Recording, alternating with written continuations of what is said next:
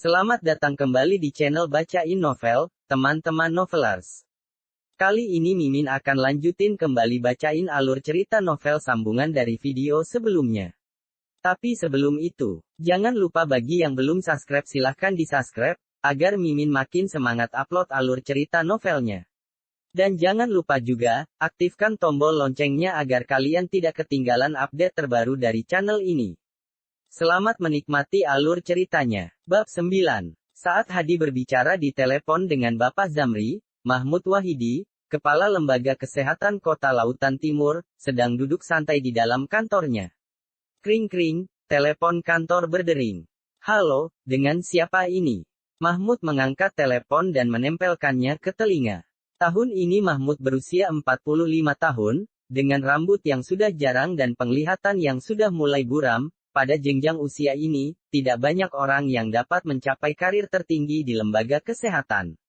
Aku, Kasril Sawat, terdengar suara samar yang menjawab dari sambungan telepon. Bapak Kasril, Mahmud langsung menjadi serius, dan nadanya terdengar lebih sopan. Dia tidak menyangka bahwa orang seperti Kasril akan menelponnya secara langsung.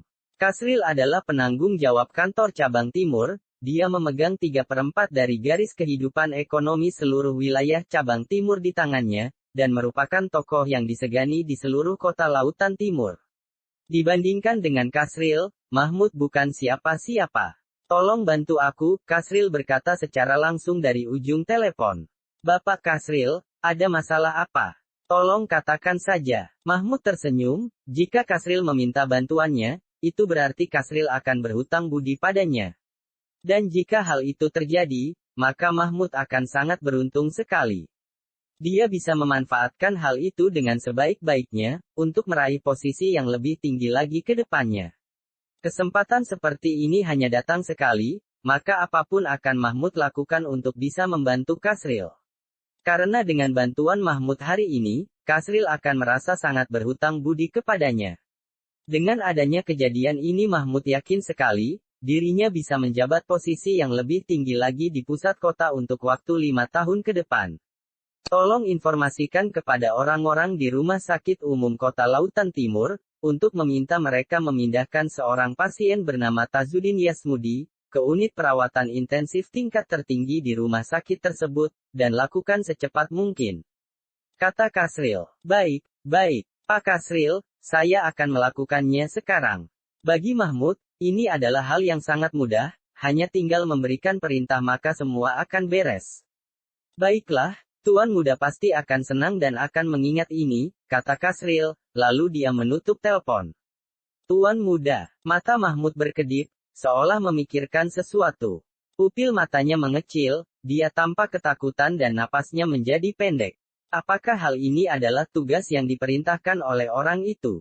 Mahmud menarik napas dalam-dalam dan mencoba menenangkan dirinya sendiri, jika dia sudah membantu orang tersebut, maka akan sangat mudah baginya untuk naik pangkat. Mahmud segera berteriak, Rizky, tolong hubungi Rumah Sakit Umum Lautan Timur. Oh, tidak, aku yang akan menghubungi sendiri Rumah Sakit Umum Kota Lautan Timur. Kembali ke Hadi dan Pak Zamri. Maaf, Hadi, aku tidak bisa melakukan ini. Di telepon Bapak Zamri meminta maaf, tapi nadanya masih terdengar angkuh. Seketika ekspresi Hadi berubah. Dia berhenti berbicara sejenak, kemudian, Bapak Zamri, tapi sebelumnya. Hadi, sekarang sudah berbeda. Anda harus minimal menjadi pejabat tingkat menengah agar bisa dilayani di unit perawatan intensif tingkat tertinggi, sedangkan ayah Anda hanyalah orang biasa, kata Bapak Zamri. Jika saja Anda memintanya 2 hari yang lalu, saya masih bisa melakukannya. Tapi untuk saat ini, saya tidak bisa. Karena beberapa hari belakangan, para atasan sedang melakukan inspeksi besar-besaran, saya tidak bisa pertaruhkan jabatan saya hanya karena membantu Anda. Setelah berbicara, terdengar suara, tut, Bapak Zamri langsung menutup telepon. Bagaimana Hadi? Melihat Hadi menutup telepon, semua kerabat penasaran dan bertanya. Hadi juga telah merasakan asam garam dalam pekerjaannya. Meskipun dia kecewa karena Bapak Zamri menolaknya, namun wajahnya tidak memperlihatkan perasaan itu. Dia tersenyum lalu berkata, Bapak Zamri bilang ia akan berusaha mengurusnya. namun tidak menjamin bisa memindahkan kamarnya. Ya, bagaimanapun juga, kamar rawat kelas VVIP tidak sembarangan bisa ditempati. Hadi bisa mengenal orang seperti Bapak Zamri saja sudah hebat, koneksinya banyak. Salah seorang kerabat mengacungkan jempol pada Hadi dengan raut wajah penuh kekaguman. Hadi, anakku ingin mengikuti ujian pegawai negeri tahun ini, apakah kamu bisa membantunya? Paman, jangan khawatir, serahkan saja padaku. Hadi berkata sambil menepuk dadanya. Tidak lama kemudian, seorang dokter dengan jas putih tiba-tiba masuk ke kamar. Dokter ini berumur kira-kira 50 tahun, berkacamata tebal, tapi sorot matanya tajam dan sangat berwibawa. Begitu dia masuk, dia mengamati orang-orang di sekitarnya dan berkata, "Siapa anggota keluarga pasien Tazudin Yasmudi?" "Saya." Dengan mata yang berbinar, Hadi menyapanya. "Saya adalah menantu dari keluarga Yasmudi, nama saya Hadi." "Ternyata Tuan Hadi." Dokter memandang Hadi dengan tatapan sedikit memuji.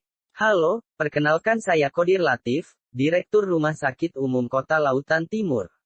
Saya baru saja menerima informasi dan datang ke sini khusus untuk mengatur pemindahan kamar Tuan Tazudin." Hadi tercengang, dia mengira dirinya salah dengar. Bukankah tadi Pak Zamri mengatakan tidak bisa membantunya? Mengapa sekarang direktur rumah sakit datang tepat setelah mereka selesai telepon? Hadi sangat senang sekali, hal ini semakin mengangkat wibawanya di hadapan keluarga Yasmudi. Direktur Rumah Sakit Umum Kota Lautan Timur sampai melakukan ini sendiri kepada keluarga pasien, ini pasti karena kehebatan Hadi. Begitu para kerabat mendengar ini, ekspresi mereka berubah dan mereka pun mulai berkomentar. Tanpa diduga, Tazudin bisa dipindahkan ke kamar lain hanya lewat telepon. Memangnya kamu tidak tahu, orang yang baru saja dihubungi Hadi adalah pejabat kota. Wah, Hadi benar-benar memiliki koneksi orang hebat. Dibandingkan dengan Fernando, meskipun Fernando mampu membayar 175 juta, tapi dia tidak ada apa-apanya. Ada uang tapi tidak ada koneksi, Fernando tidak akan bisa memindahkan kamar. Hadi menanggapinya dengan tersenyum. "Kalau begitu, saya serahkan pada Pak Qodir." Setelah berbicara, Hadi membungkuk sopan kepada Pak Qodir. "Tuan Hadi, jangan sungkan-sungkan." Ekspresi Pak Qodir berubah, dia cepat-cepat mendekat dan mengangkat badan Hadi yang membungkuk. Dengan tampang malu-malu dia berkata, "Merupakan kehormatan bagi saya karena bisa melakukan sesuatu untuk Anda." Setelah berbicara, Pak Qodir menyeka keringat di dahinya, seolah-olah dia benar-benar tegang. "Mohon menunggu selama 15 menit, Bapak Tazudin akan dipindahkan ke kamar baru. Yaitu unit perawatan intensif tingkat tertinggi di rumah sakit kami." Segera setelah selesai berbicara, 5 perawat masuk dan mulai bersiap. "Baiklah."